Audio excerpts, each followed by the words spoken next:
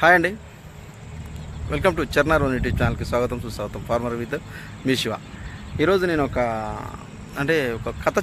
కథ అనేది మీతో షేర్ చేసుకోవడానికి అయితే ఈరోజైతే వీడియో తీస్తున్నానండి. కథ అంటే నాకైతే బాగా నచ్చింది ఆ కథ మనకు లైఫ్లో గిట్ట అప్పుడప్పుడు ఉపయోగపడుతుంది. ఆ కథని మనకు ఎప్పుడు లైఫ్లో టచ్ అవుతుంటుంది.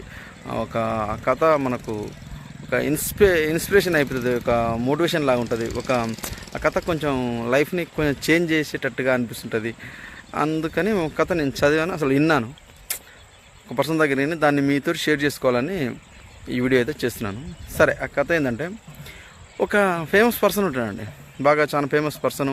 అతను మోటివేషన్ స్పీచెస్ ఇస్తుంటాడు. ఒక నిజాయితీగా గిట్లా బతకాలి, గిట్లా ఉండాలి, గట్లా ఉండాలని బాగా మోటివేషన్ స్పీచెస్ ఇస్తుంటాడు. అతను అంతే ఇక లైఫ్లో ఎట్లా బతకాలి, ఎంత నిజాయితీగా ఉండాలి, ఎంత నమ్మకంతో ఉండాలి, ఎట్లా చేయాలి అనే ఒక స్పీచెస్ అయితే ఇస్తుంటాడు. అదే స్పీచ్ మీద అతన్ని చూస్తే అతని స్పీచెస్ వినాలన్నా కొంచెం అంటే అంత బిజీ పర్సన్, అంత ఫైట్ చేయాలి మనం అతని స్పీచెస్ వినాలన్నా. ఇప్పుడు సపోజ్ సమ్ ప్లేస్లో స్పీచ్ జరుగుతుందంటే అతని కోసం మనం జనాలు అంత క్రౌడ్ అంత ఎక్కువ ఉండి అంత క్రౌడ్ వచ్చేస్తారు అనమాట ఆ స్పీచ్కి. అంత పాపులర్ పర్సన్, ఫేమస్ పర్సన్. సరే, అతను ఒక మోటివేషన్ స్పీచ్ కోసం అతను కార్లో వెళ్తుంటాడు. బై మిస్టేక్ ఏం చేస్తాడంటే ఆ కార్ అక్కడ ఖరాబ్ అయిపోతుంది.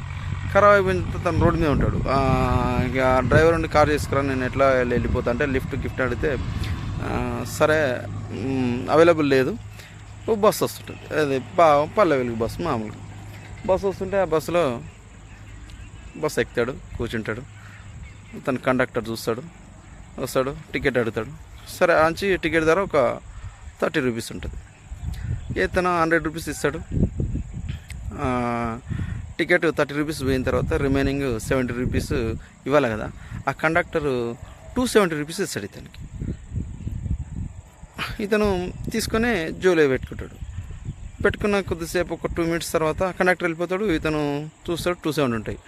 ఏంది కండక్టర్ ఏంది మర్చిపోయిండు, 200 మనకు రావాల్సింది 70 కదా, 270 ఇచ్చిండి ఏంది, సరే అతని ఫైల్ మనకెందుకు, ఇచ్చేద్దాంలే అనుకుంటాడు.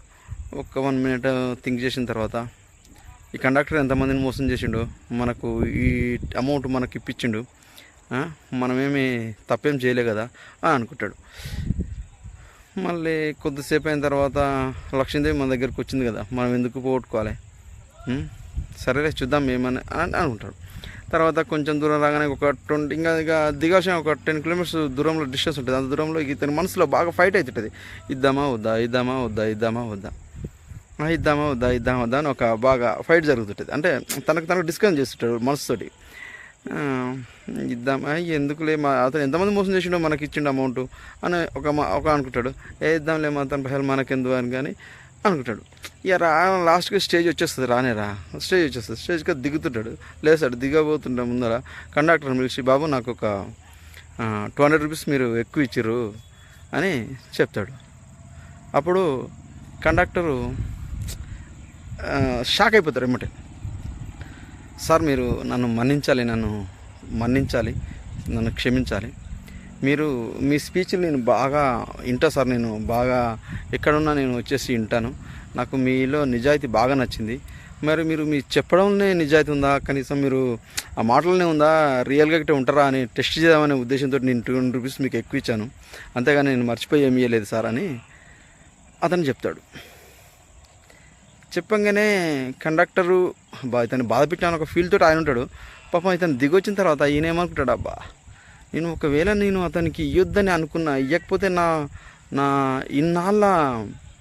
ఇన్నాళ్ళ అతని జర్నీ మొత్తం ఒక దెబ్బతో నాది నాశనం అయ్యేది కదా, నా లైఫ్ అంతా వీటితో నాకు ఫుల్ స్టాప్ అయ్యేది కదా, నా లైఫ్ వీటితో ఫుల్ స్టాప్ అయ్యేది, నేను ఇచ్చిండే మంచిగా ఉంది కదా, ఇవ్వకపోతే అసలు కండక్టర్ ఎంతమంది చెప్పుకున్నావు, బస్సు ఊరు దిగి ఎంతమంది చెప్పుకొని ఎంతమంది చేస్తున్నావు, ఇదొక నా లైఫ్కు మచ్చ ఏర్పడు కదా అంటారు.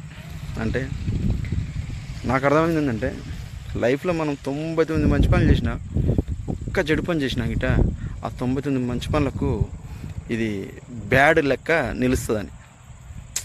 అని నాకు అర్థం. అందుకే ఈ విషయం మీతో షేర్ చేసుకుందాం అనుకొని చేస్తున్నాను. హాయ్ అండి, వెల్కమ్ టు యూట్యూబ్ ఛానల్కి స్వాగతం అండి. నా వీడియోలు కొంచెం సబ్స్క్రైబ్ చేయాలని కోరుకుంటూ, ఇక నుంచి ఇంత మంచి మంచి మోటివేషన్ కథలు వస్తాయి. ఇప్పటి నుంచి మీకు వీడియోలో నేను షేర్ చేస్తానండి. ఓకే అండి, బాయ్. నా వీడియోలను సబ్స్క్రైబ్ చేయండి, షేర్ చేయండి, నన్ను కొంచెం ఎంకరేజ్ చేయాల్సిందిగా కోరుతుంటూ ఓకే అండి, బాయ్.